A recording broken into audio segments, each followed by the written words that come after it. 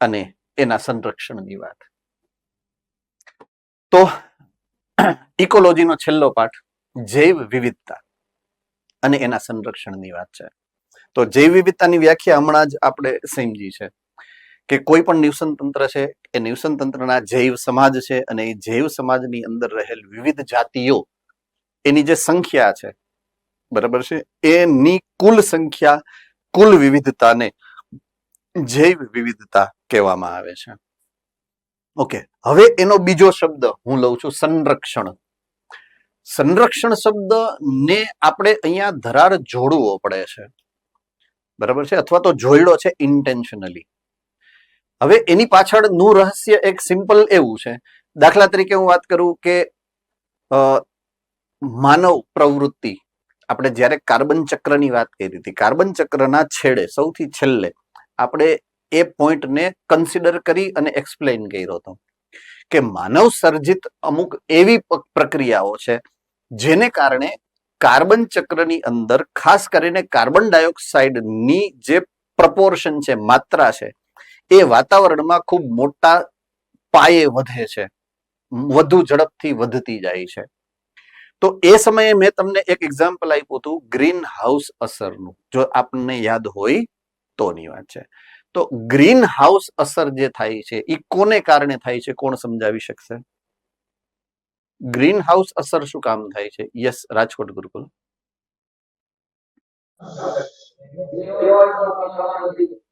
Okay, Modasa CO2 નું પ્રમાણ જો વધી જાય તો એને કારણે ગ્રીન હાઉસ અસર શું કામ થવી જોઈએ?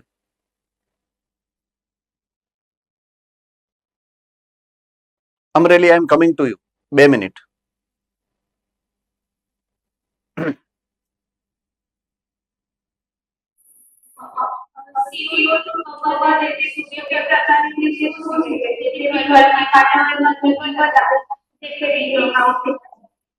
ઓકે ઓકે, હવે કાર્બન ડાયોક્સાઇડની લાક્ષણિકતા પ્રમાણે જો કાર્બન ડાયોક્સાઇડ સૌર ઉર્જાના વિકિરણોમાંથી મોટા પ્રમાણમાં ઉષ્મા ઉર્જાનું શોષણ કરી અને ગરમ થઈ જાય તો એને ગ્રીન હાઉસ ઇફેક્ટ જ શું કામ નામ આપ્યું? હવે અમરેલી સેન્ટર જવાબ આપશે.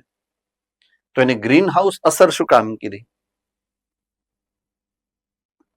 ખબર હોય તો ડોન્ટ વરી, ધરાર આપવાની નથી જવાબ. ઓકે, કોઈ પણ આપી શકશે જવાબ. એને ગ્રીન હાઉસ અસર જ શું કામ કીધી? યલો હાઉસ શું કામ ન કીધું? Yes, Bhaili, Vadodara centre.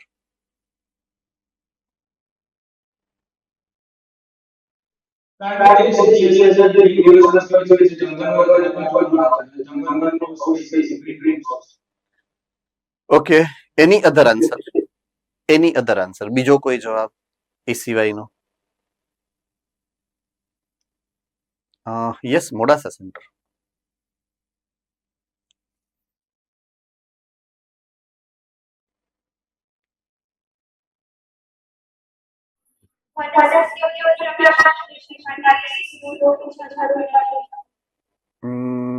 Okay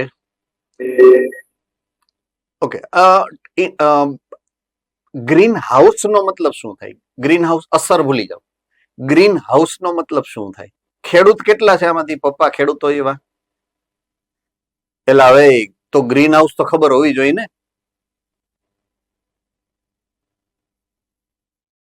ભાઈલી centre.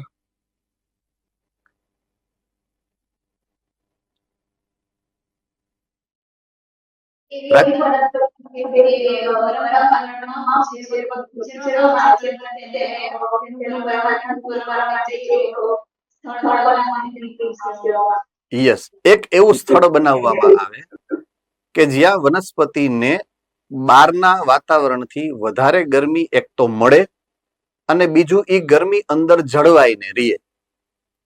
બરાબર, એટલે આપણે કરીએ શું? એક ડોમ બનાવીએ, ડોમ.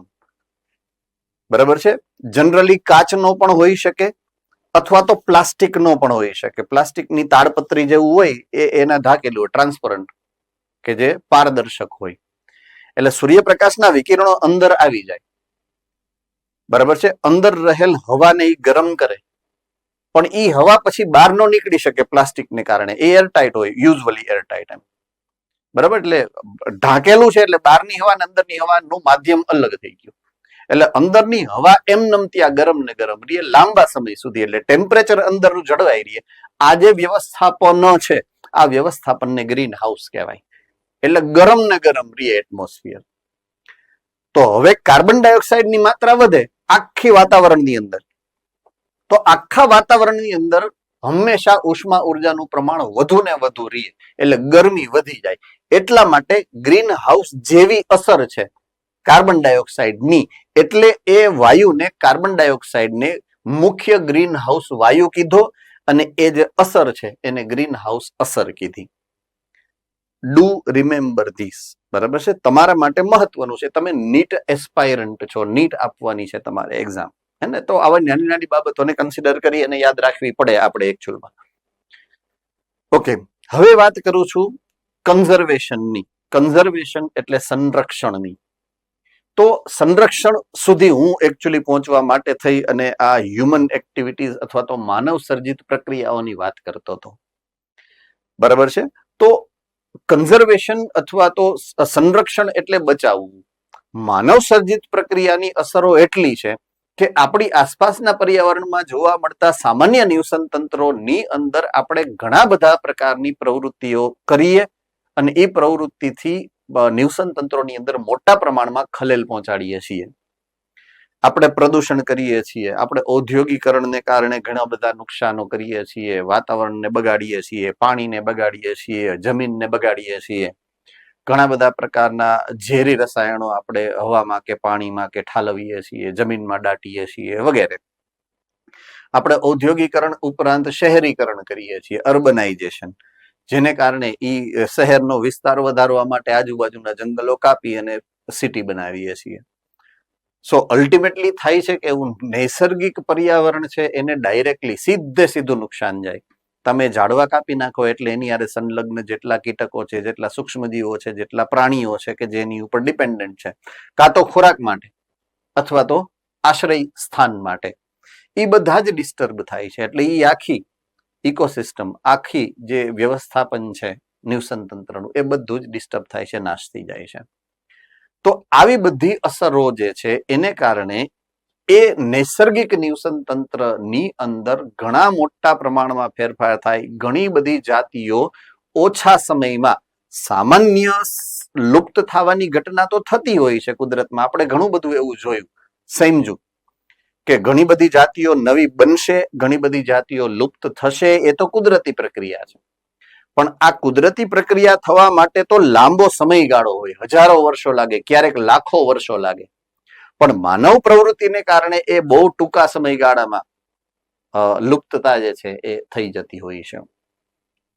તો એ માનવ સર્જિત પ્રક્રિયાઓની અસરથી નિવસન તંત્રને બચાવવું એટલે સંરક્ષણ. તો સંરક્ષણ શબ્દનો અર્થ આપણે આવો સમજવાનો છે કે આપણાથી પ્રકૃતિને બચાવવાની છે, આપણાથી નિવસન તંત્રને બચાવવાના છે, આપણાથી વનસ્પતિઓ અને પ્રાણીઓને બચાવવાના છે. કારણ કે આપણો વિકાસ એન્થ્રોપોસેન્ટ્રિક છે, એટલે કે મનુષ્યના કલ્યાણ માટે, મનુષ્યના કલ્યાણના ઉદ્દેશ્યથી જ આપણો વિકાસ છે. ઉદ્વિકાસ નહીં, વિકાસ.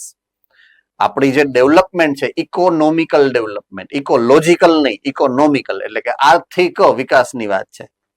તો આપણો આર્થિક વિકાસ મનુષ્યને કેન્દ્રમાં રાખીને જ થાય છે, પ્રકૃતિને કેન્દ્રમાં રાખીને ક્યારેય થતો નથી. એટલા માટે હવે આપણે પ્રકૃતિને સંરક્ષણ કરવાની સૌથી પહેલી જરૂરિયાત આવી ગઈ છે, ફરજિયાત થઈ ગયું છે. એના વગર હવે નહીં ચાલે, નહીતર પૃથ્વી પર હવે સજીવો રહેશે જ નહીં, રહી શકશે જ નહીં, એવી આપણે હાલત કરી નાખશું ખરાબ. બરાબર છે. તો એ એક પોઈન્ટને આપણે સંરક્ષણને આ રીતે સમજવાનો છે. આ ચેપ્ટરની અંદર 5 મુખ્ય પોઈન્ટ્સ એવા છે કે જેને આપણે સમજશું. એમાં છેલ્લા 2 પોઈન્ટ છે એ તમારા ચેપ્ટરનું નામ છે, જૈવ વિવિધતા અને એનું સંરક્ષણ. બરાબર છે.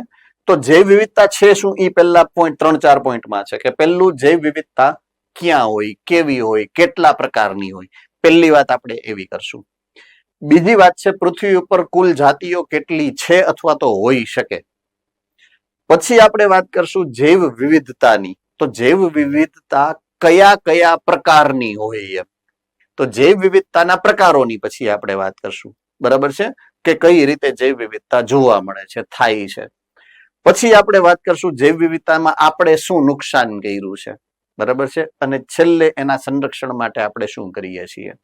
તો આ 5 મુખ્ય જે પોઈન્ટ્સ છે એની વાત આપણે આ ચેપ્ટરની અંદર કરવાની છે. ઓકે, હવે પહેલા વ્યાખ્યાયિત કર્યું છે કે જૈવ વિવિધતા એટલે શું, બરાબર છે. તો જૈવ વિવિધતા એક એવું સંગઠન, જૈવિક સંગઠન છે કે એના દરેક સ્તરે કોષોની અંદર રહેલા મહાઅણુઓથી લઈ અને જૈવ વિસ્તારો સુધી એ વિસ્તરે છે, બરાબર છે. તો કોષીય મહાઅણુઓ, કોષીય મહાઅણુથી કોણ બનશે? કોષ. એટલે સિંગલ એક કોષી સજીવ. કોષીય મહાઅણુ તરીકે તમે લઈ શકો વાયરસ, મહાઅણુઓથી બને અને કોષ જેવી સંરચના છે, કોષ છે નહીં, જીવંત નથી.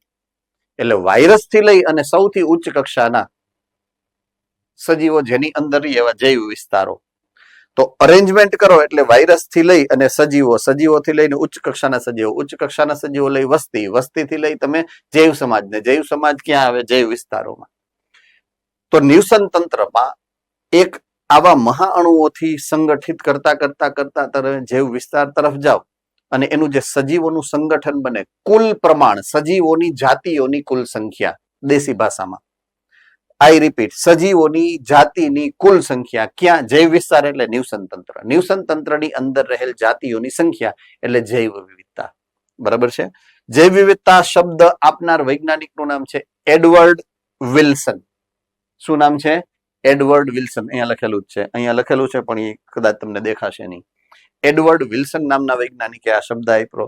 આ એડવર્ડ વિલ્સનનો ફોટોગ્રાફ છે, બરાબર છે. એમણે આ જૈવ વિવિધતા શબ્દ પ્રયોજ્યો સૌથી પહેલી વખત.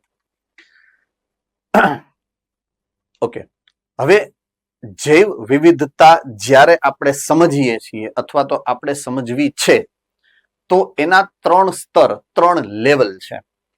જૈવ વિવિધતા આપણે 3 સ્તરે શીખી શકીએ છીએ, સમજી શકીએ છીએ અને જાણી શકીએ છીએ. સૌથી પાયાનું અને મોટામાં મોટું જે સ્તર છે એ આ છે પરિસ્થિતિકીય જૈવ વિવિધતા. પરિસ્થિતિકીય જૈવ વિવિધતા. એક નિવસન તંત્ર, એની સરખામણી તમે જ્યારે બીજા નિવસન તંત્ર સાથે કરો, એની સરખામણી તમે જ્યારે ત્રીજા નિવસન તંત્ર સાથે કરો, તો આની જૈવ વિવિધતાની સરખામણી આની હારે, આની જૈવ વિવિધતાની સરખામણી આની હારે, અને એનું જ્યારે કમ્પેરિઝન કરો કે એક ગીરનું જંગલ છે એમાં કેવા પ્રકારના પ્રાણી અને વનસ્પતિ છે, એક રાજસ્થાનનું દાખલા તરીકે કોઈ રણ પ્રદેશ છે એની અંદર કેવા પ્રકારના સજીવો છે એને કમ્પેર કરો, એની સામે હિમાલયની જે પહાડી વિસ્તાર છે એના જંગલો છે એના પ્રાણી અને વનસ્પતિને કમ્પેર કરો. ત્રણેયમાં અલગ અલગ પ્રકારના પ્રાણીઓ, અલગ અલગ પ્રકારની વનસ્પતિઓ, અલગ અલગ પ્રકારના કીટકો, અલગ અલગ પ્રકારના સૂક્ષ્મજીવો તમને જોવા મળશે. તો એ જ્યારે સરખાવો છો તમે, મોટા નિવસન તંત્રોની વચ્ચે તુલના કરો છો, એને શું કહેવાય? પરિસ્થિતિકીય વિવિધતા. શું કહેવાય? પરિસ્થિતિકીય વિવિધતા છે એની જૈવ વિવિધતા છે. પરિસ્થિતિકીય જૈવ વિવિધતા. રેડી થઈ ગયું? હવે હું જાઉં છું કોઈ એક ચોક્કસ નિવસન તંત્રમાં. દાખલા તરીકે હું વાત કરું છું રાજસ્થાનના રણ પ્રદેશનું નિવસન તંત્ર. કેન્દ્રમાં એ હતું, એક બાજુ ગીર રાખ્યું હતું મેં, એક બાજુ રાજસ્થાન રાખ્યું હતું ને એક બાજુ હિમાલય રાખ્યું હતું. તો મારી સામે રાજસ્થાન છે અત્યારે, એને તો હું રાજસ્થાનની વાત કરું તો રાજસ્થાનના રણ પ્રદેશની અંદર કેટલી કેટલી વનસ્પતિઓની જાતિઓ છે? તો કે આ 1, આ 2, આ 3, આ 4, આ 5, 6, 7, સે ફોર એક્ઝામ્પલ 200 જાતિઓ છે કુલ. એક્ઝામ્પલ, આ ક્યાંય લખીને ન આવતા, રાજસ્થાનના રણ પ્રદેશમાં 200 વનસ્પતિ જાતિઓ છે એમ. હું એમ કહું છું કે એક દાખલા તરીકે છે એમ. ઓર એલ્સ 350 પ્રકારના અલગ અલગ સૂક્ષ્મ પ્રાણીઓથી લઈ અને ઉચ્ચ કક્ષાના પ્રાણીઓ, ઊંટ સુધીના લગભગ 350 પ્રાણીઓ છે. તો એની જાતિની વિવિધતા થઈ. તો એક નિવસન તંત્રની અંદર કુલ કેટલી જાતિઓની સંખ્યા છે એની વાત કરું તો એને જાતિની વિવિધતા કહેવાય. ઓલો વ્યાપ્ત વધતો તો અવળો અવળો અવળો, આ એમાંથી મેં વ્યાપ્ત ઘટાડીને અવળો કરી નાખ્યો. કોઈ એક ચોક્કસ નિવસન તંત્રની અંદર અલગ અલગ જાતિઓ કેટલી છે. રેડી? ઓલા જૈવ સમાજની વાત છે, આ જૈવ સમાજની વાત છે. જૈવ સમાજની વિવિધતા છે. કેની વિવિધતા છે? જૈવ સમાજની વિવિધતા. કયા સ્તરે છે? નિવસન તંત્ર. અલગ અલગ નિવસન તંત્રના જૈવ સમાજની તુલના છે. અહીંયા એક જ નિવસન તંત્રમાં રહેલ સજીવોની જાતિઓની તુલના છે. સાવ સ્પષ્ટ ભાષામાં ચોખવટ કરાવું તમને કે આ વિવિધતા કેમ હોય. કોઈ એક નિવસન તંત્રની જાતિઓની સંખ્યા અથવા તો જાતિઓની વચ્ચેની તુલના છે. એક જાતિ બીજી જાતિથી, બીજી જાતિ ત્રીજી જાતિથી કઈ રીતે અલગ પડે. તો આ સમાજના લેવલે છે વિવિધતા, આ જાતિના લેવલે વિવિધતા છે. હવે કોઈ એક જાતિ લઈ લઉં, દાખલા તરીકે મનુષ્ય. તો મનુષ્યમાં જોવા મળતી વિવિધતા તો એને કહેવાય જનીનિક વિવિધતા. દાખલા તરીકે હું ગાય લઈ લઉં તો ગાય એક પ્રદેશમાં અલગ પ્રકારની જોવા મળે છે, બીજી પ્રકારની બીજી જગ્યાએ જોવા મળશે. કેરી, જે કેરી ગીરમાં થાય છે એને તમે કેસર કેરી કહો છો, બરાબર. જે કદાચ મહારાષ્ટ્રમાં થાય છે, નાસિકની આસપાસ, ગોવાની આસપાસ, રત્નાગીરી, એને તમે આફૂસ કહો છો. તો જગ્યા બદલી ગઈ, જાતિ એક જ છે કેરી, પણ જગ્યા બદલી એટલે એની વિવિધતા ફરી ગઈ. બરાબર છે કે નહીં? સમજાય છે? યસ ઓર નો? મનુષ્ય દાખલા તરીકે અહીંયા છે એ અલગ પ્રકારના છે, ચાઇનામાં છે અલગ પ્રકારના છે. ખબર પડી ગઈ ને? ચાઇના આપણી બાજુ ઉભા હોય તો ખબર પડી જાય ને કે આ ચાઇના છે કે ન પડે? તો જાતિ એક જ છે પણ એની વિવિધતા તો દેખાણી ને તમને. તો એક જ સભ્ય, એક જ જાતિના જો બે સભ્ય છે દાખલા તરીકે, તો એની વિવિધતા કોને કારણે હશે? જનીનોને કારણે. તો જૈવ સમાજની વિવિધતા પરિસ્થિતિકીય વિવિધતા કહેવાય. કોઈ જાતિની વિવિધતા હોય, એક નિવસન તંત્રની જાતિની વિવિધતાને જાતિ વિવિધતા કહેવાય. એક જ જાતિના સભ્યો વચ્ચેની વિવિધતાને જનીનિક વિવિધતા એટલા માટે કહેવાય કે એના લક્ષણોમાં ફેરફાર એની અંદર રહેલા જનીનોના ફેરફારને કારણે છે. આ જીનોટાઈપ એટલે કે જનીન પ્રકારનો ફેરફાર છે. આ ફિનોટાઈપ, ફિનોટાઈપ એટલે કે સ્વરૂપ પ્રકારનો ફેરફાર છે. બરાબર છે ને? આ ફેરફાર છે જૈવ સમાજનો. શોર્ટકટ અને ઇમ્પોર્ટન્ટ ટર્મિનોલોજી આપું છું હું તમને નીટ માટેની. આ ફેરફાર જીનોટાઈપનો એટલે કે જનીન પ્રકારનો છે. આ ફેરફાર ફિનોટાઈપ એટલે સ્વરૂપ પ્રકારનો છે. અને આ ફેરફાર જૈવ સમાજ એટલે કે બાયોટિક કોમ્યુનિટીનો છે. બરાબર છે? એટલે ખાસ આ શબ્દોને તમારે આના સંદર્ભે યાદ રાખવાના છે. બહુ જાજુ ડિસ્ક્રિપ્શન અહીંયા આપેલ નથી તમને, પણ તમને ખબર હોવી જોઈએ. ઇનડાયરેક્ટલી ક્વેશ્ચન તો પૂછી જ શકાય છે. રેડી? યસ. હવે પહેલી વાત કરી છે જનીનિક વિવિધતાની. જનીનિક વિવિધતાને મેં તમને શું કીધું હતું કે જ્યારે કોઈ એક જ પ્રકારની જાતિની આપણે વાત કરીએ અને એક જ પ્રકારની જાતિના બે અલગ અલગ પ્રકારના કે સ્વરૂપના જો વ્યક્તિગત સજીવો તમને મળે તો બેયની લાક્ષણિકતામાં થોડા ઘણા અંશે ફેરફાર હશે. મેં જે એક ઉદાહરણ રજૂ કર્યું હતું, દાખલા તરીકે એ જ ઉદાહરણને હું નવા સ્વરૂપે રજૂ કરું કે મારી પાસે ત્રણ વ્યક્તિઓ સામે ઉભા છે. એક વ્યક્તિ આફ્રિકાથી આવે છે જે નીગ્રો છે, બ્લેક. એક યુરોપથી આવે છે, બરાબર છે, જે એકદમ વ્હાઈટ છે. અને એક એશિયન છે, એ હું છું દાખલા તરીકે, ત્રીજો. તો આપણો કલર ઘઉં વર્ણો છે, બ્રાઉન સ્કિન. તો ત્રણેય અલગ અલગ પ્રકારના છે. તો એમાં આપણે નિબંધ લખવો પડે આઈડેન્ટિફાઈ કરવા માટે, ઓળખવા માટે કે કોણ આફ્રિકન હશે ત્રણમાંથી, કે ખબર પડી જાય? તરત ખબર પડી જશે. આપણે વાંચવું ન પડે કાંઈ કે આમાં એશિયન ત્રણમાંથી કોણ છે. ખબર પડી જ જાય કે આ ભૂરો છે એ એશિયન, હે ને? અને આ ભૂરો છે એ યુરોપિયન, અને આ ભૂરો છે એ આફ્રિકન. એટલે ભૂરો એટલે કલરમાં નહીં, આપણે જનરલી બોલીએ ને કે આવ ભૂરા એ ભૂરો, હે ને? સો ત્રણેય વ્યક્તિ પોતાના બાહ્ય દેખાવ ઉપરથી જ ઓળખાઈ જાય. તો બાહ્ય દેખાવ એનો કાળો હોવો જોઈએ, બાહ્ય દેખાવ એનો ગોરો હોવો જોઈએ, કે બાહ્ય દેખાવ એનો ઘઉં વર્ણો હોવો જોઈએ?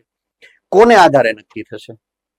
એ જે પર્યાવરણમાં રહે છે, જે દેશમાં રહે છે, એની આબોહવા કેવી છે, એ આધારે એના પૂર્વજમાંથી એ જનીન એને મળ્યા છે અને એને આધારે એનું બંધારણ બન્યું છે. તો મૂળભૂત રીતે એના જનીનો જે એને મળ્યા છે એને આધારે જ એના એ સ્વરૂપ છે. રાઈટ? તો જ્યારે તમે એક જ જાતિના અલગ અલગ પ્રકારના સ્વરૂપના સભ્યોને એકબીજાની સાથે સરખાવી અને એની વિવિધતાની વાત કરો ને, તો એની વિવિધતા, એના જે સ્વરૂપની વિવિધતા છે એ એના જનીનોને કારણે છે. એટલે એ વિવિધતાને મેં નામ આપ્યું છે જનીનિક વિવિધતા. શું નામ આપ્યું છે? જનીનિક વિવિધતા. Understood now? યસ ઓર નો? તો એક જ જાતિ જનીનિક સ્તરે તેના વિતરણ ક્ષેત્રમાં એટલે કે એનો જે જગ્યાએ જન્મ થયો છે ને જ્યાં એ જોવા મળે છે વિતરણ ક્ષેત્રમાં ખૂબ જ વિવિધતા દર્શાવી શકે છે. હવે સમજાવું જે ઉદાહરણ તમને ટેક્સ્ટ બુકની અંદર આપેલું છે. હિમાલયની પર્વતમાળાની અંદર ઘણી બધી આયુર્વેદિક એટલે કે ઔષધીય વનસ્પતિઓ જોવા મળે છે. એમાંની એક ઔષધીય વનસ્પતિનું નામ છે રાઉલ્ફિયા સર્પગંધા. બહુ કોમન વનસ્પતિ છે સર્પગંધા. એનું ઔદ્યોગિક મહત્વ ખૂબ છે કારણ કે ઘણી બધી દવા બનાવવામાં આ સર્પગંધા વપરાય છે. એની અંદરથી જે કેમિકલ નીકળે છે દવા તરીકે વપરાય એવું એનું નામ છે રીસર્પિન. એનું જે રસાયણ છે એ રીસર્પિન છે. બરાબર છે? તો હિમાલયના આખા પર્વતમાળામાં આ વનસ્પતિઓ ઉગે જ છે. પોઈન્ટ સમજવાનો છે હવે તમારે કે આમાં ડિફરન્સ શું છે, આ શું સમજાવવા માંગે છે. તો હું બે ભૌગોલિક ક્ષેત્રની વાત કરું. પહાડીના ટોચના વિસ્તારમાં પણ ઉગે અને પહાડીના બોટમ એટલે કે તળિયાના ભાગમાં પણ ઉગે. બે જગ્યાએ આ વનસ્પતિ ઉગે. બરાબર છે?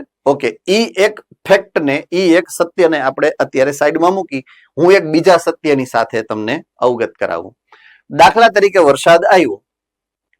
બરાબર છે? અને પાણીનું વહન થાય તો પાણીનું સ્ટોરેજ એટલે કે સંગ્રહ ઉપર વધારે થાય કે નીચે વધારે થાય તળિયે? કોણ કહી શકે? Yes, Modasa centre.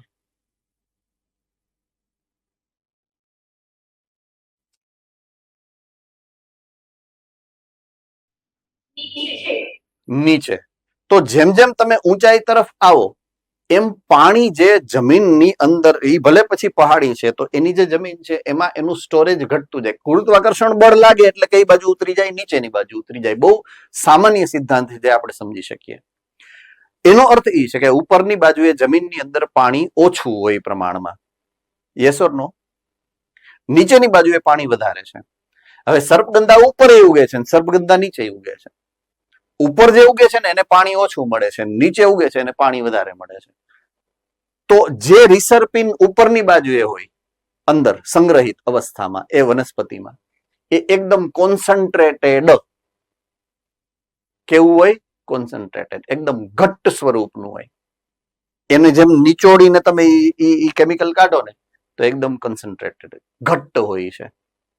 બરાબર છે? સંઘનિત અવસ્થામાં હોય. અને જ્યારે તમે નીચે ઉગેલી સર્પગંધા છે તળિયાના ભાગમાં એને તમે એક્સ્ટ્રેક્ટ કાઢો નીચવો એમાંથી જે રિસર્પિન નીકળશે એ પ્રમાણમાં મંદ હશે. ઓલું સાંદ્ર હોય આ મંદ હોય એટલો ફરક હોય.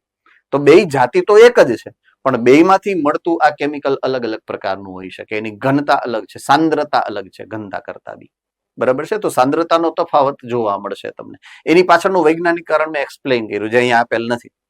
ઊંચાઈને કારણે ઉપર પાણીની માત્રા ઓછી છે, નીચે પાણીની માત્રા વધારે છે. વધારે પાણી હોય તો એ મંદ હોય, ઓછું પાણી હોય તો એ સંકેન્દ્રિત હશે, સાંદ્રતા એની વધારે હશે. બરાબર છે? જનીનિક વિવિધતાના બે શ્રેષ્ઠ ઉદાહરણો જે ભારતીય ઉપખંડના છે એની આપણે વાત કરીએ.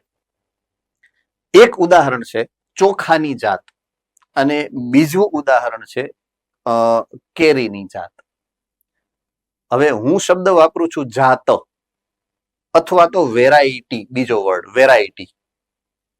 ઘણીવાર આપણે એકબીજા બોલાચાલી થાય, માથાકૂટ થાય, ભલે બેસ્ટ ફ્રેન્ડ હોય, બેસ્ટ બેનપણી હોય, પણ જયારે મગજ એકબીજા ઉપર ગયો હોય ત્યારે કહી દે ને કઈ જાતની છો તું, એમ કે કઈ જાતનો છો, એલા સમજતો જ નથી. એમ એ જાત શબ્દ છે ને અહીંયા ઇકોસિસ્ટમની અંદર અલગ રીતે કામ કરે. બરાબર? વૈજ્ઞાનિક નામ પાડવાની એક ક્રિયાવિધિ તમને સમજાવી હતી, ઓલા દ્વિનામી નામકરણ. યાદ છે કોઈને દ્વિનામી નામકરણ? યસ, રાજકોટ ગુરુકુળમાંથી છેલ્લેથી હાથ ઉપર થયો એની વાત આપણે કરીએ. ચાલો ભાઈ.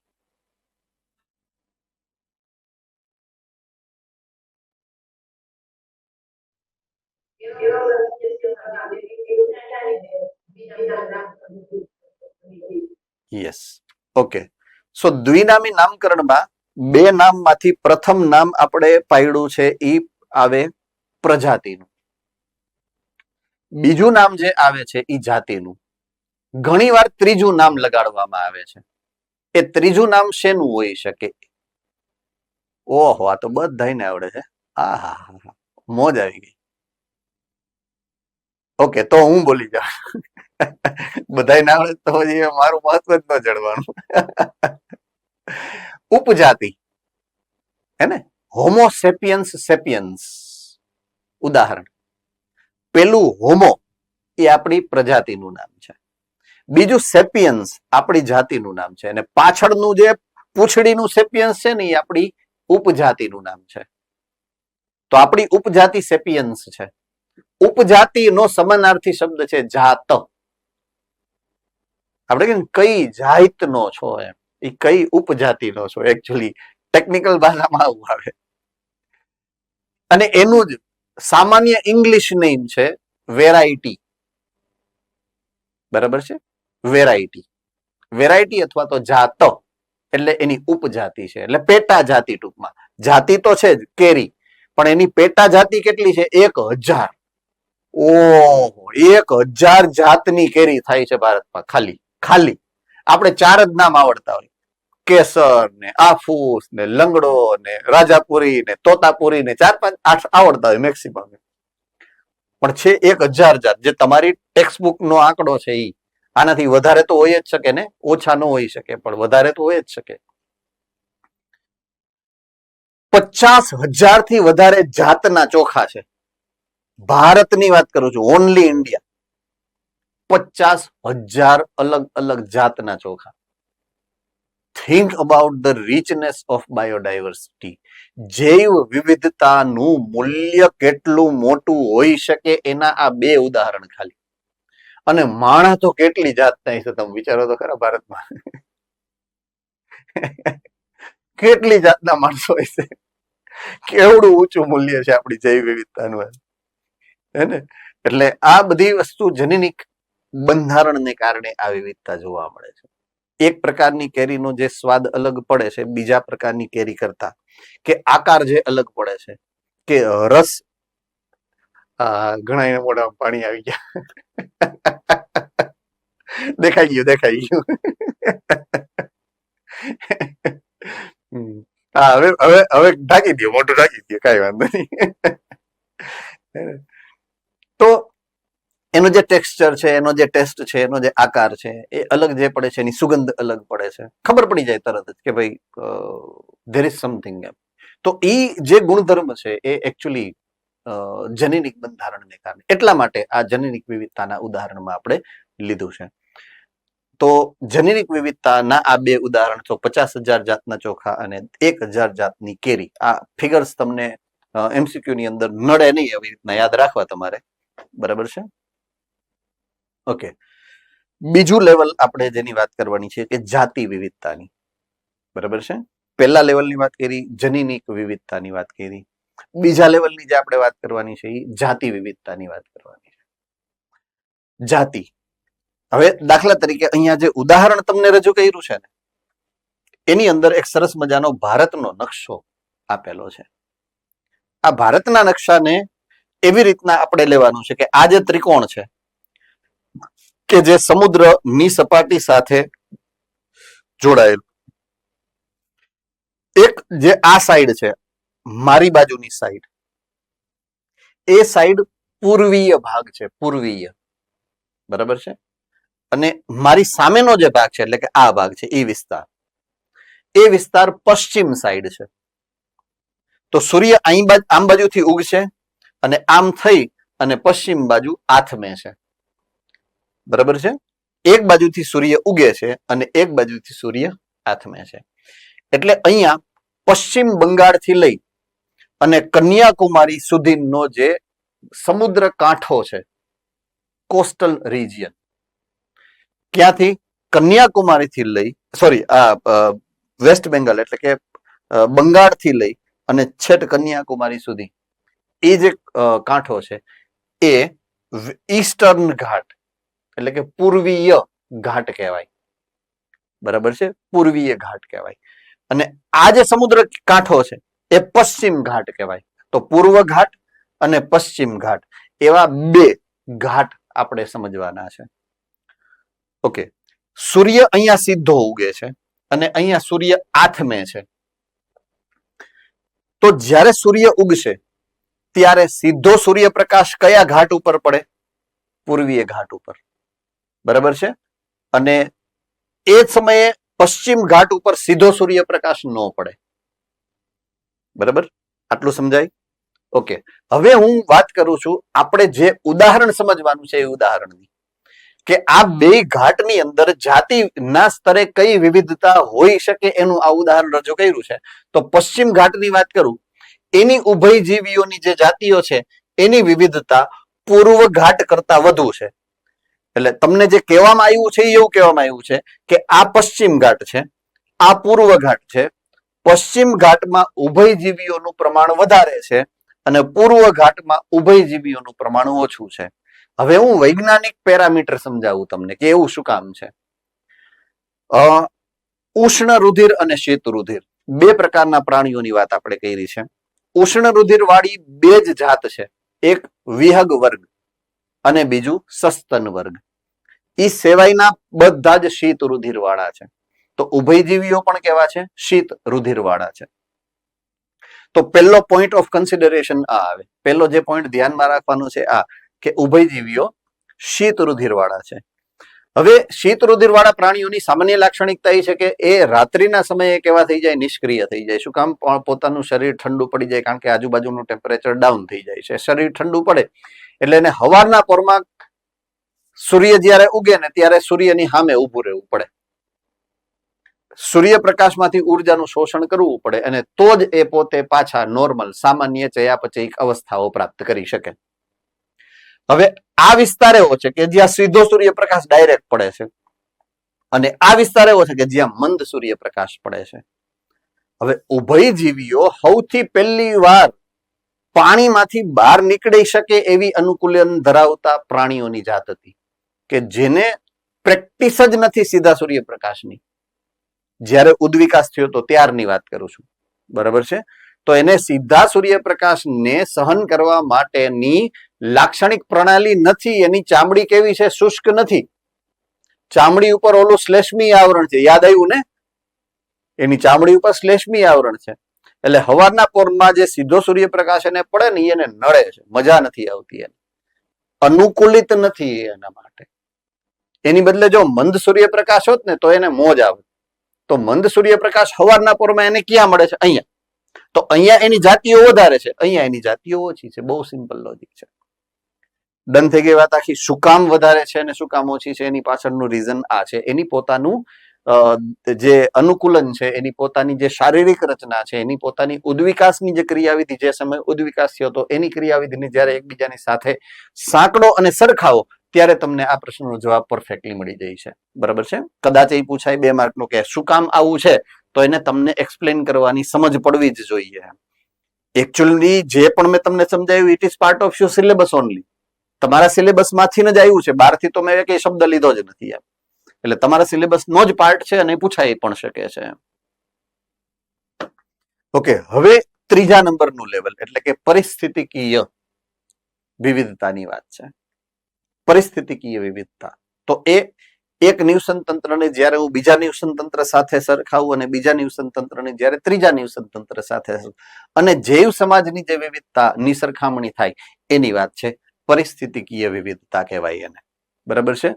તો એ વિવિધતા નિવસન તંત્રના સ્તરે જોવા મળતી વિવિધતા છે કે એક નિવસન તંત્રને તમારે સરખાવવાનું છે બીજા નિવસન તંત્ર સાથે.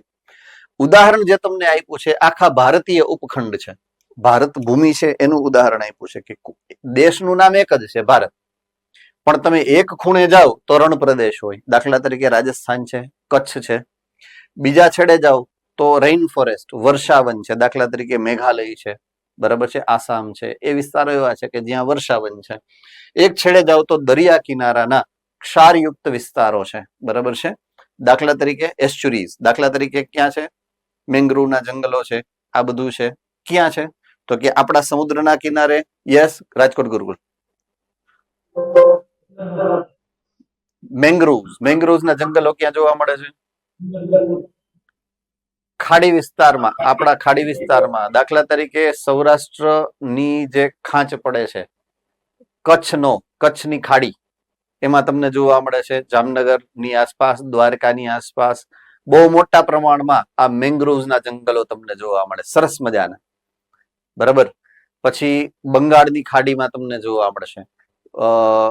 આપણે ભરૂચની જે આખી સીમા રેખા છે અહીંયા સમુદ્રની, અહીંયા તમને જોવા મળે છે. બરાબર છે. તો ઘણા બધા ખાસ કરીને ખાડી વિસ્તારની અંદર તમને આ પ્રકારના મેંગ્રોવ્સની વ્યવસ્થા જોવા મળશે. દરિયા કિનારા ક્ષારયુક્ત વિસ્તારોમાં આ મેંગ્રોવ્સ, પછી પરવાળાના ટાપુ, કોરલ રીફ, એ ખબર છે ક્યાં જોવા મળે છે? કોરલ રીફ ભારતમાં ક્યાં જોવા મળે છે? પરવાળાના ટાપુઓ.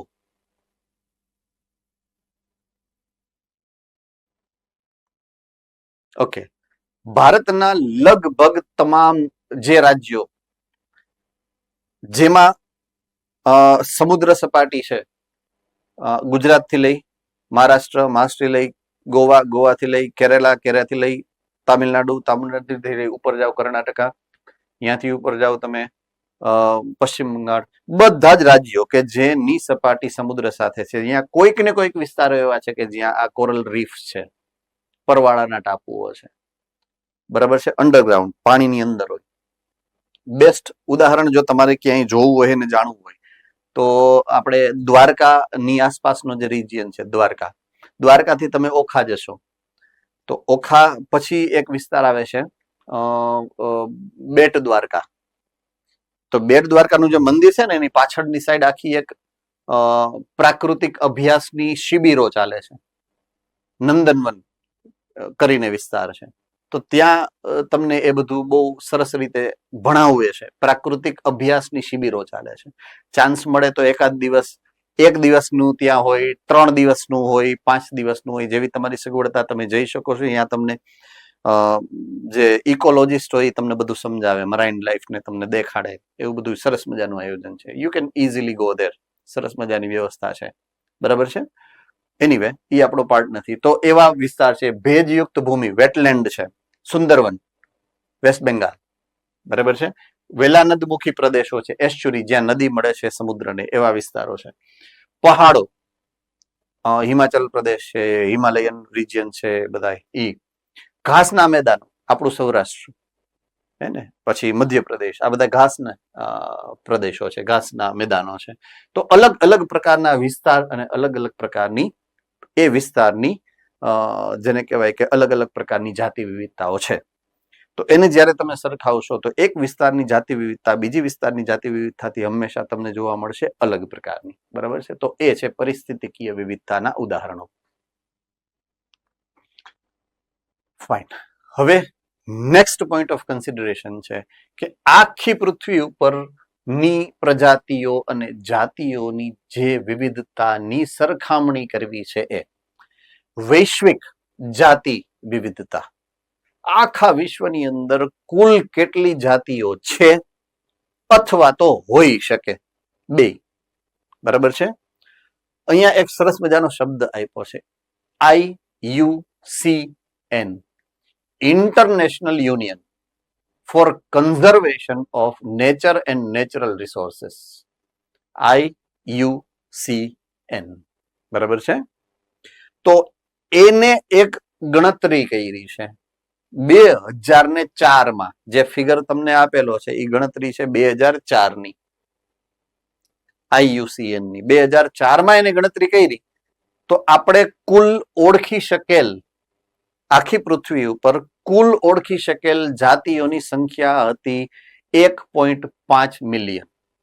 એટલી જાતિઓ વિશે આપણને નોલેજ છે કે આ જાતિઓ પૃથ્વી ઉપર આ જગ્યાએ આ સિઝનમાં જોવા મળે છે. અમુક જાતિઓ એવી છે કે એ સિઝનમાં જ ઉગે. બરાબર છે. અમુક જાતિઓ એવી છે કે જે 12 માસ જોવા મળે. પણ તો એને કાઉન્ટ કરવાની, એને ગણતરીમાં લેવાની વાત તો કરવી જ પડે જ્યારે જાતિ વિવિધતાની વાત કરીએ ત્યારે. બરાબર છે. તો મૂળ 1.5 મિલિયન જાતિ એ સમયે, અત્યારે તો 20 વર્ષ થઈ ગયા એટલે 1.5 ની બદલે કદાચ 1.6 થઈ ગઈ હોય એવું બને. આ આંકડો લેટેસ્ટ આંકડો નથી. 1.5 2004 નો આંકડો છે.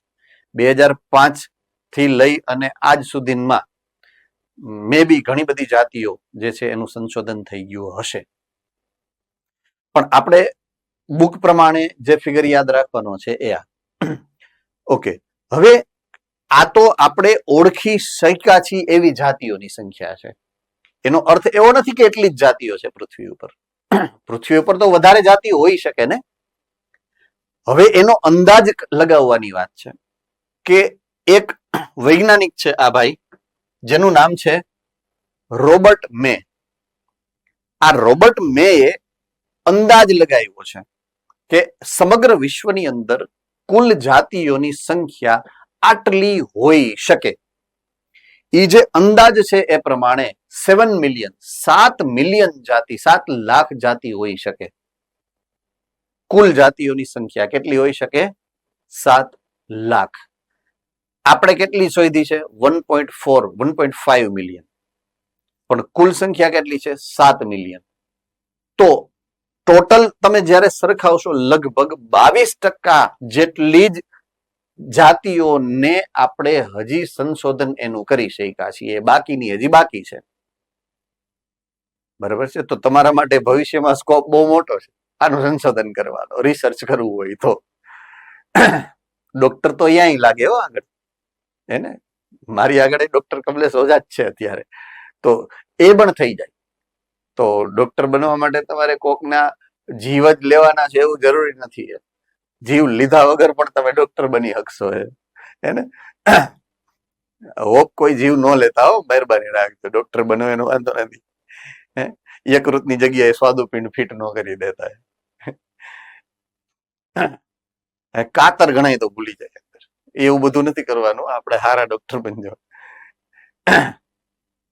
તો 7 મિલિયન જાતિઓ હશે એવી એક પ્રાથમિક જે છે અંદાજ જે છે એવો લગાડવામાં આવ્યો. ઓકે, હવે એને આ પ્રજાતિઓ ઉષ્ણકટિબંધીય પ્રદેશોમાંથી શોધેલી છે. બરાબર છે. એટલે કે કુલ પ્રજાતિઓમાંથી 22% જ હજી એનું સંશોધન થઈ ગયું છે. ઉપરની તરફ તમે જાઓ, ઉષ્ણકટિબંધથી તમે ઉપરની તરફ જાઓ એટલે ઉપરની તરફ આવશે ઉત્તર ધ્રુવ, અને જેમ તમે નીચે જશો એમ જાશે દક્ષિણ ધ્રુવ તરફ. બરાબર છે. એટલે ઉત્તર ધ્રુવ તરફ જાઓ એમ ઠંડી વધે, દક્ષિણ ધ્રુવ તરફ જાઓ એમ ઠંડી વધે. તો ઠંડી હોવી એ પ્રતિકૂળતા છે. અને કોઈને પ્રતિકૂળ જગ્યાએ જઈ અને સંશોધન કરવામાં રસ ઓછો હોય, સ્વાભાવિક છે. એટલે જે આ 22% જાતિઓ શોધાણી છે એ બી પાછી ક્યાં શોધાણી છે? તો કે માત્ર ઉષ્ણ કટિબંધની આસપાસ. શીત કટિબંધની આસપાસ હજી કોઈ જવામાં ઓછું લિસ્ટ કન્સર્ન હોય એટલે ન જાય, મજા ન આવે. એટલે એટલા માટે હજી સંશોધન કરવાનું બાકી છે. ઓકે, હવે ઉષ્ણ કટિબંધની વાત કરું તો ઉષ્ણ કટિબંધમાં જ જાતિઓની સંખ્યા વધારે છે એકચ્યુઅલમાં. કારણ કે પ્રતિકૂળ સંજોગોમાં જો સંશોધન કરવાની મજા ન આવે તો રહેવાની તો મજા ન જ આવે ને, સ્વાભાવિક છે. તો અહીંયા ઓમે જાતિઓની સંખ્યા ઓછી જ હોવાની. તો મૂળભૂત રીતે જાતિઓની સંખ્યામાં જો વધારાની વાત કરું તો વધારે જાતિઓ ઉષ્ણ કટિબંધમાં જ છે. પણ છતાં આપણે ઉષ્ણ કટિબંધની કુલ જાતિઓની સંખ્યાને સંશોધનમાં નથી લઈ શક્યા. એની પાછળનું કારણ એક, સમુદ્રમાં હોય. તો સમુદ્રમાં જઈને સંશોધન કરી શકે એવા તો વૈજ્ઞાનિકો ગણ્યા ગાંઠા હોય ને. એટલે એક મર્યાદા. બીજી મર્યાદા, અમુક એવા પ્રદેશો છે, એવા સ્થાનો છે કે જ્યાં જવું મુશ્કેલ હોય. ગુફાઓ છે કે જે ગુફાઓ આપણને ખબર જ નથી કે ગુફા છે. તો અહીંયા સજીવો હશે ને અલગ અલગ પ્રકારના. બરાબર છે. દાખલા તરીકે આપણે વાત કરી હતી ઓલી શું કહેવાય, હમણાં છેલ્લે જે લોકડાઉન થયા ને, બરાબર છે. તો લોકડાઉન નું મેજર કારણ જે કોવિડ હતો એ વાયરસ એકચ્યુઅલી ચામાચીડિયામાંથી આવ્યો. હવે મૂળભૂત કોવિડ વાયરસ જે છે એ કઈ નવો નથી. કોવિડ વાયરસ કદાચ હજારો લાખો વર્ષોથી આ છે જ પૃથ્વી ઉપર. પણ એની જે જાત નવી આવી ને, વેરાયટી, ઉપજાતિ, એ નુકસાન કરતા આવી. બરાબર છે. તો એ જે કોવિડની મૂળ વાયરસની જે જાત છે એ જે ચામાચીડિયા ઉપર એ જીવન નભાવે છે, પરોપજીવન ગાળે છે, એ ચામાચીડિયા ક્યાં ના છે ખબર છે? જે બહુ મોટી મોટી ગુફાઓ હોય ને, એ ગુફાઓમાં લટકતા હોય ને, એ ચામાચીડિયાની અંદર રહે. એના એ પરોપજીવી છે, અંતઃ પરોપજીવી. તો એવા કેટલીય જાતના કોવિડ છે, અસંખ્ય પ્રકારના કોવિડ છે વાયરસ, પણ એનું મોડિફિકેશન થયું, એનો ફેરફાર થયો અને આ તમને જે કોવિડના ઇન્જેક્શન તમારે લેવા પડ્યા, રસી લેવી પડી, એને કારણે થયું છે. તો એ શ્રેષ્ઠ ઉદાહરણ છે. હવે એવી જગ્યાએ કોણ સંશોધન કરવા જાય? એવી તો કેટલી ગુફા હશે કે જે સંશોધન કર્યા વગરની રહી ગઈ હશે અત્યારે પણ. એમેઝોનના રેઇન ફોરેસ્ટ સે ફોર એક્ઝામ્પલ વર્ષાવન, અહીંયા એમેઝોનમાં આજની તારીખે એવા કેટલાય વિસ્તારો છે કે જ્યાં કોઈ ગયું હોય ને તો પાછું નથી આવ્યું. એવા સેંકડો વૈજ્ઞાનિકો બહાર નથી નીકળી શક્યા, પૂરું સહિત અંદર જઈ શકે બહાર નો નીકળી શકે એવા વિસ્તારો એમેઝોનમાં છે કે જ્યાં વર્ષો સુધી સોલાર રેડિયેશન, સૂર્યપ્રકાશ પડ્યો જ નથી, અંદર નીચે પડ્યો નહીં, સૂર્યપ્રકાશ નથી પડ્યો, તો અહીંયા કેવી કેવી જાતના સજીવો રહેતા હશે કોઈને ખબર નથી. તો એ જે સંશોધન કરવામાં બાકી જાતિઓ છે એ આ બધી કે જે આપણા હાથમાં જ નથી આવી હજી.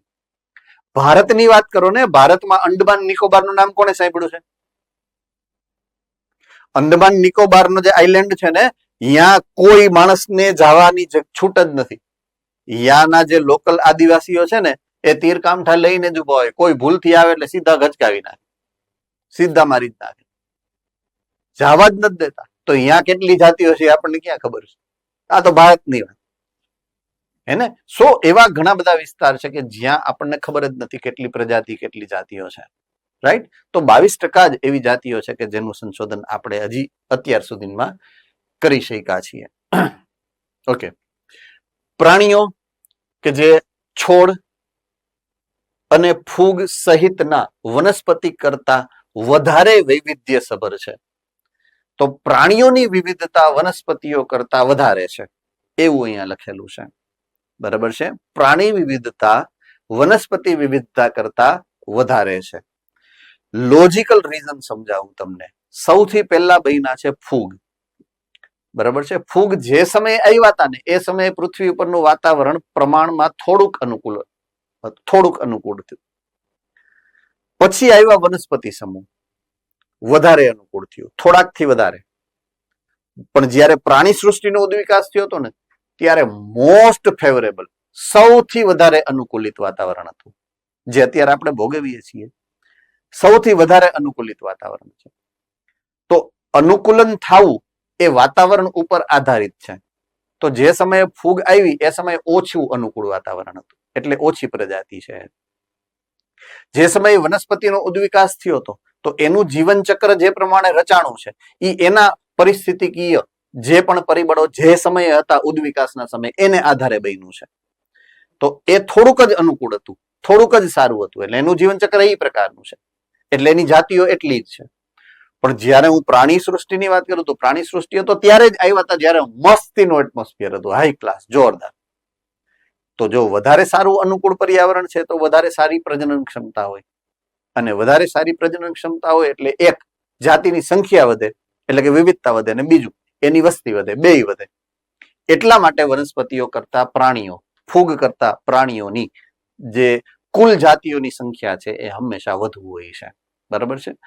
હવે માત્ર પ્રાણીની વાત કરીએ, માત્ર પ્રાણીની વાત કરો તો પ્રાણીઓમાં પણ સૌથી વધારે જાતિઓની સંખ્યા અને વ્યક્તિગત વસ્તીની સંખ્યા વાત કરો તો એ જ્યારે આપણે વર્ગીકરણ ભણ્યા હતા એમાં કીટક વર્ગ તમે જ્યારે ભણ્યા હતા સંધિપાદમાં એ સ્પષ્ટતા હતી, એક વાક્ય હતું કે સૌથી વધારે જાતિઓ જો કોઈ સજીવની હોય પ્રાણી સૃષ્ટિમાં તો એ કીટકોની છે, સંધિપાદમાં.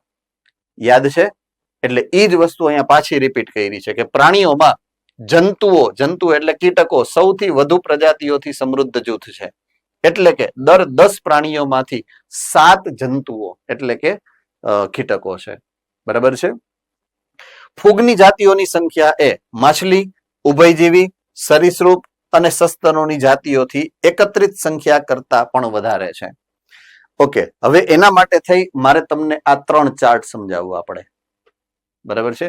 અહીંયા એક ચાર્ટ છે એમાં અપૃષ્ઠવંશી સમૂહો દર્શાવ્યા છે, એક ચાર્ટ છે એમાં પૃષ્ઠવંશી સમૂહો દર્શાવ્યા છે. આ બે પ્રાણીઓના ઉદાહરણો છે. અને આ ત્રીજો ચાર્ટ છે એની અંદર તમને વનસ્પતિ સૃષ્ટિના સભ્યોની માહિતી આપેલી છે. બરાબર છે. ઓકે, પહેલા ચાર્ટની વાત કરું અપૃષ્ઠવંશીઓની. અપૃષ્ઠવંશીઓમાં સૌથી વધારે જાતિ વિવિધતા, સૌથી વધુ જાતિ વિવિધતા જેની છે એ છે કીટકો. કોણ છે? કીટકો. બરાબર છે. એનાથી બીજા નંબરમાં આવે મૃદુકાય મોલ્યુસ્કા.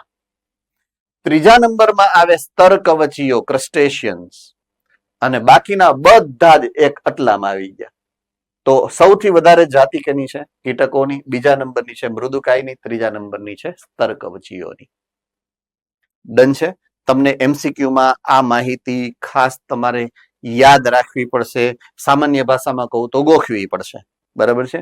બીજો ચાર્ટ છે ઉચ્ચ કક્ષાના સજીવોનો, પૃષ્ઠવંશીઓનો, જેના 5 સમૂહની વાત છે. પહેલો સમૂહ છે મત્સ્ય, બીજો સમૂહ છે ઉભયજીવી, ત્રીજો સમૂહ છે સરીસૃપ, ચોથો સમૂહ છે વિહગ, અને 5મો સમૂહ કે વર્ગ છે એ છે સસ્તન. તો સૌથી વધારે સંખ્યા છે મત્સ્યની. સૌથી વધારે સંખ્યા કેની છે? મત્સ્ય વર્ગની. પછી બીજા નંબરમાં વિહગ વર્ગ, ત્રીજા નંબરમાં સરીસૃપ, ચોથા નંબરમાં ઉભયજીવી, સૌથી ઓછા સસ્તનો. રાઈટ? એ જ પ્રમાણે જ્યારે હું આખી એ સિવાયના સભ્યોની વાત કરી લઉં, બેને સામૂહિક રીતે જોઉં, ફૂગ અને વનસ્પતિ બેને ભેગા કરી દઉં. આમાં આ પહેલા પોઈન્ટમાં એવું આપ્યું છે ફૂગ અને વનસ્પતિ કરતા વધારે પ્રાણીઓ છે. તો આ પ્રાણીઓ ફૂગ અને વનસ્પતિ કરતા વધારે છે. બરાબર છે. હવે ફૂગ ને વનસ્પતિને લઈ લો તો અહીંયા તમે જોશો ડોમિનન્ટ, મોસ્ટ ડોમિનન્ટ, સૌથી વધારે પ્રભાવી જૂથ છે સપુષ્પી વનસ્પતિઓનું. બરાબર છે. એમાં ખાસ કરીને કઈ છે? કોણ કે છે? યસ, રાજકોટ ગુરુકુળ સૌથી પ્રભાવી જૂથ. આવૃત બીજધારી. બરાબર છે. પછી આવશે બીજા નંબરનું જૂથ ફૂગ. અહીંયા ફૂગ ને વનસ્પતિ બેને ભેગી કરી છે એટલે બીજા નંબરનું જૂથ આવશે ફૂગ. ત્રીજા નંબરનું જૂથ આવશે લીલ. ચોથા નંબરનું જૂથ આવશે મોસ. પાંચમા નંબરનું જૂથ આવશે ફર્ન ત્રિઅંગી, અને પછીનું જૂથ આવશે લાઇકેન છેલ્લું. બરાબર છે. એટલે આ ક્રમ તમારે યાદ આ રીતે રાખવો પડશે. ઓકે, છેલ્લી લીટી આ જે હતી મેં તમને કીધું એના માટે મારે આ તમને સમજાવવું પડશે. તો અહીંયા એવું લખેલું છે ફૂગની જાતિઓ જો આવી રહી, અહીંયાથી ચાલુ કરીને અહીંયા કરવાની છે. આટલી જાતની ફૂગ છે. તો ફૂગની કુલ જાતિઓની સંખ્યા કોના કોના કરતા વધારે છે જુઓ જોઈ. ઉભયજીવી ક્યાં ગયા? આઈ રહ્યા ઉભયજીવી. પછી બીજું મત્સ્ય એટલે કે આ મત્સ્ય. ત્રીજું છે સસ્તન અને સરીસૃપ. એ બધાને ભેગા કરો એના કરતા વધારે ફૂગ તમને જોવા મળે છે. હવે તમે કુલ સંખ્યા આમ નો સરખાવતા, પાછી એ જાતિઓની સંખ્યા આની આરે કમ્પેર કરી છે. એટલે આને તમે ડાયરેક્ટલી કમ્પેર નથી કરવાની કે ઓ આમાં તમે એવું કીધું કે મત્સ્ય તો આ છે વધારે, આના કરતા તો વધારે મત્સ્ય દેખાય, એમ નથી. પાછું આની કમ્પેર આની આરે છે, આની કમ્પેર આની સાપેક્ષે નથી. એટલે ઈ એટલા માટે તમને સ્પષ્ટતા કરું છું હું. બરાબર છે. એટલે ઈ ખાસ પોઈન્ટ ઓફ વ્યૂ ને તમારે યાદ રાખવાનો છે.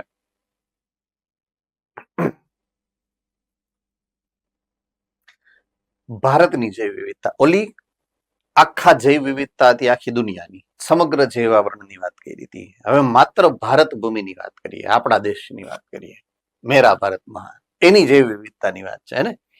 તો ભારત આખા પૃથ્વી ઉપર રહેલ ટોટલ જમીનની સરખામણીએ ભારતની જમીન માત્ર 2.4% છે.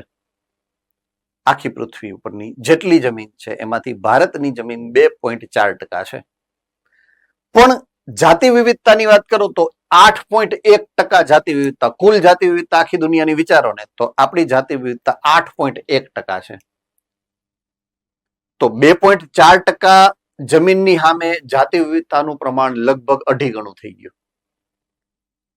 રાઈટ? એની પાછળનું મૂળભૂત કારણ શું કામ?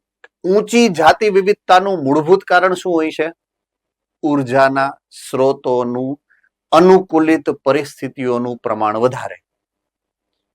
તો કુદરતે ભારતને વધુ અનુકૂળ પરિસ્થિતિ આપી છે, વધુ સારી શ્રેષ્ઠ પર્યાવરણની વ્યવસ્થા આપી છે, વધારે સારી આબોહવા આપી છે, ઉત્તમ ઋતુચક્ર આપ્યું છે. તો ભારતમાં કોઈ પણ જાતિની વસ્તી અથવા તો વિવિધતા શું કામ ન વધે? વધવી જ જોઈએ, અને એ નેચર છે, એ પર્યાવરણ છે, અને એ કુદરતનો નિયમ છે. તો એમાં કદાચ માનવ વસ્તી આટલી હોય તો એ એબનોર્માલિટી નથી, એ કુદરતના નિયમ પ્રમાણે આપણી માનવ વસ્તી વધારે છે. અનુકૂળ પર્યાવરણ છે તો જાતિ વિવિધતા તો થાય જ.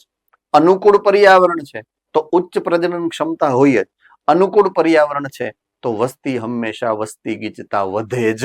According to chapter number 11, according to chapter number 12 આપણને એ તો શીખા છીએ. તો it is proud for us કે આપણી જે માનવ વસ્તી છે એ વધુ છે.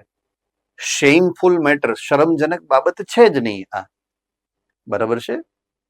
એનીવે આપણે એ મુદ્દા ઉપર નથી જવાનું આગળ, આપણે આપણા મુદ્દાની વાત કરીએ હવે. તો ભારત પણ વિશ્વના 12 મોટી જૈવ વિવિધતા ધરાવતા દેશનો ભાગ છે. 12મું આપણું સ્થાન છે જૈવ વિવિધતા વર્લ્ડમાં. વર્લ્ડમાં કેટલા સેંકડો દેશ છે, આપણો નંબર 12મો છે જૈવ વિવિધતામાં. વિચાર તો કરો, ખાલી 2% જમીન છે, 2.5%, 2.4%. પણ આપણી જૈવ વિવિધતામાં વર્લ્ડમાં 12મો નંબર છે જૈવ વિવિધતા. એટલી સરસ મજાની જૈવ વિવિધતા છે. હમણાં 2 ઉદાહરણો જોયા, 50,000 જાતના ચોખા. વિચાર તો કરો, 1,000 જાતની કેરી. વિચાર તો કરો. હાજી ગુરુકુલભાઈ.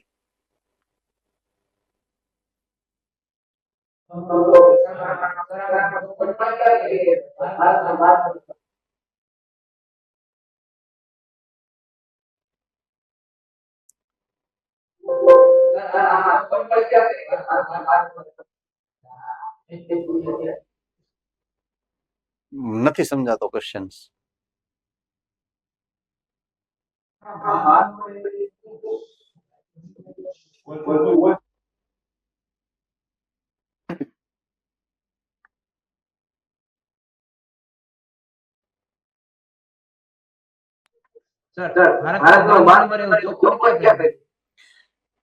જો 11મો હોત, જો 11મો હોત તો 12મો, અહીંયા 12નો આંકડો હોત.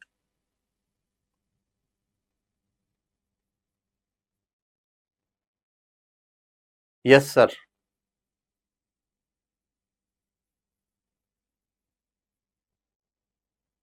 હા, લાસ્ટ બેન્ચ ગુરુકુલ.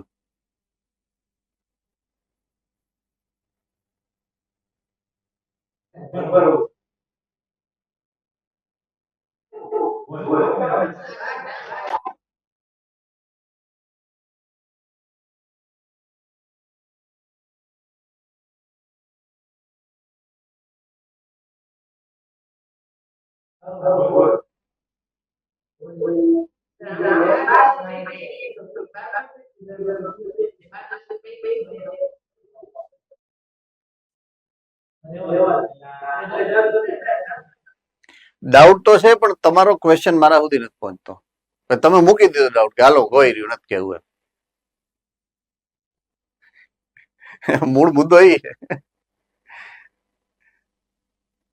અવાજ તમારો ગાજે છે ને, ઈકો આવે છે, એટલે સ્પષ્ટ નથી આવતો મારા સુધી. એમ તમારો ટૂંકમાં કહેવાનો મતલબ એવો છે કે આમાં એવી ક્યાં ચોખવટ કરી છે કે 12મો જ નંબર છે.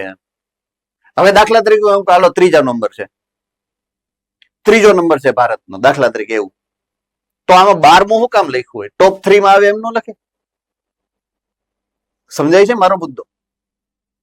દાખલા તરીકે ક્લાસમાં મારો 3જો નંબર છે, તો મારા બાપા એમ થોડા કહે કે આ ટોપ 12માં આવે છે. એમ જ કે ને ટોપ 3માં આવે છે મારો છોકરો, કારણ કે હું 3rd છું. હવે સમજાય છે? તો ટોપ 12 એટલા માટે લખ્યું છે કે 12મો નંબર છે આપણો. જો 11મો હોત તો ટોપ 11માં આવત આપણે. જો 10મો નંબર હોત તો ટોપ 10માં આવત આપણે. જો 8મો નંબર હોત તો ટોપ 8માં આવત આપણે. પહેલો નંબર હોત તો ટોપમાં આવત આપણે, અને ત્રીજો હોત તો ટોપ 3માં આવત. આપણે ટોપ 12માં જ શું કામ લખવું પડ્યું? કારણ કે 12મો નંબર છે એટલે. I hope you understand properly, હે ને? સો 12મી મોટી જૈવ વિવિધતા ધરાવતા દેશ પૈકીનો એક છે. 12મો જ હોય, 11મો હોય તો અહીંયા 11મું લખેલું હોય. કહેવાનો મારો મતલબ એવો છે. Yes sir. હા હા હા.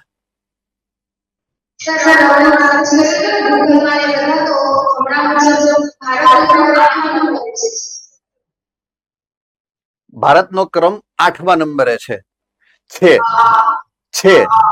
આ 2004 નો આંકડો છે. હવે સમજાણું તમને? આ ક્યારનો છે? 2004 નો આંકડો છે. મેં પહેલા જ સ્પષ્ટતા કરી હતી કે આ 20 વર્ષ પહેલાની વાત છે. અત્યારની પરિસ્થિતિ અલગ જ છે. ઈ તફાવત રહેશે જ, કારણ કે 20 વર્ષ પહેલાના આંકડા તમને ટેક્સ્ટ બુકમાં આપ્યા છે. આજનો આંકડો અલગ જ હોય ને, પછી તો ઘણું સંશોધન થયું જ હશે ડેફિનેટલી. એટલે એ આંકડા ડિફર કરે છે અને હંમેશા ડિફર કરશે. આજથી 1 વર્ષ પછી તમે ગૂગલ ખોલશો તો એ કદાચ આંકડા પાછા ફરી જશે, કારણ કે સંશોધન સતત થતા હોય, ફેરફાર સતત થતા હોય છે. ડન છે? એટલે ગૂગલ એ ખોટું નથી, તમારી ટેક્સ્ટ બુક પણ ખોટી નથી, બંને સાચા છે. આ 2004 નો આંકડો છે અને આપણે જે અત્યારે તમે ગૂગલ કરશો એ ગૂગલ રિસર્ચ અત્યારનું જે લેટેસ્ટ આંકડો હશે એ ફિગર તમને બતાવશે. સો ડુ રિમાઇન્ડ ધેટ. તમારે તમારા ટેક્સ્ટ બુકના આંકડાને ફોલો કરવાનો છે, ગૂગલને નહીં. ગૂગલને સમજો, તમે રેફરન્સમાં લ્યો છો, એનો કોઈ ઇસ્યુ નથી, પણ હંમેશા તમારે તમારા ફિગરને, આ ટેક્સ્ટ બુકના ફિગરને, આજ તમારી ભાગવદ ગીતા છે, આજ તમારું કુરાન છે, આજ ગુરુ ગ્રંથ સાહિબ છે, જે જેનો ધર્મ હોય તમારા માટે આજ ભાગવદ ગીતા બને છે, હે ને? ઓકે. ભારતની અંદર હાજર વનસ્પતિઓની સંખ્યા અને પ્રાણીઓની સંખ્યા અહીંયા આપી છે. હવે તમને વનસ્પતિઓની લગભગ સંખ્યા 45,000 અને પ્રાણીઓ એના કરતા ડબલ, એટલે કે લગભગ 90,000 જેટલા. લગભગ એટલા માટે કે અગેઇન કઈક ફેરફાર અત્યારે થઈ ગયો છે 2004 કરતા. બરાબર? ઓકે. હવે ઓલા રોબર્ટ મેના વૈશ્વિક અંદાજની સાથે સરખાવો ને તો વનસ્પતિની કુલ જાતિઓની સંખ્યા ભારતમાં લગભગ 1 લાખ હોઈ શકે અને પ્રાણીઓની સંખ્યા લગભગ 3 લાખ હોઈ શકે. એમાંથી સંશોધન એ સમયે આટલાનું થયું છે, 45,000 અને 90,000. બાકીના હજી સંશોધન કરવાના બાકી છે. બરાબર છે? તો 12:30 વાગ્યા છે, એટલે આપણે અત્યારે આપણો મુદ્દો અહીંયા જ પૂરો કરીએ છીએ. નેક્સ્ટ મુદ્દો આપણે જે ચાલુ કરશું, બરાબર છે, એ આવતીકાલથી આગળ વધારશું. અને જો કોઈને ડાઉટ હશે તો લખી રાખજો, એના પછીના લેક્ચરમાં આપણે સોલ્વ કરી નાખશું.